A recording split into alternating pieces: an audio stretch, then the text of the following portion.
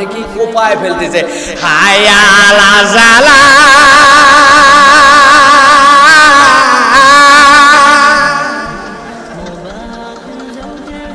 আজান কাকে বলে?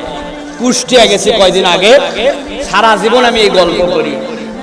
নুন আর মিম এই দুইটা হচ্ছে গুন্নার অক্ষর, তাই তো চাচা? কিন্তু লামের মধ্যেও যে গুন্না করা যায়। মজমপুর গেটের সামনে ড্রাইভারে কইলাম গাড়ি দাঁড় করা, ভাই জীবনে যা শুনিনি আজকে তাই শুনতে পাচ্ছি, এটা আজান না শুনে যাওয়া যাবে না। ওখানে আজান দিচ্ছে, আল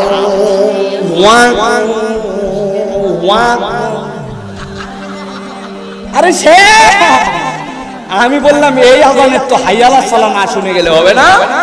দেখে হাইয়া আলাস সালাহ সে বসান দিচ্ছে,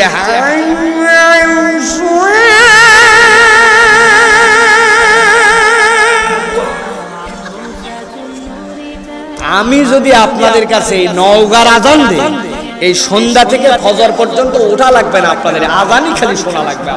প্রিয় ভাই, মক্কা মদিনা তো বাদই দিলাম, কিন্তু একটা কথা মনে রাখবেন, যে যেরকম করেই আজান দেয় ও আল্লাহকে ভালোবেসে আজানকে মহাব্বত করে তার সাধ্যের সর্বোচ্চটুকু দিয়েই সে আজানটা দেয়, ঠিক কি না? এখানে কোনো আজানকে নিয়ে ক্রিটিসাইজ করা বা বাজে কথা বলার কোনো সুযোগ নাই।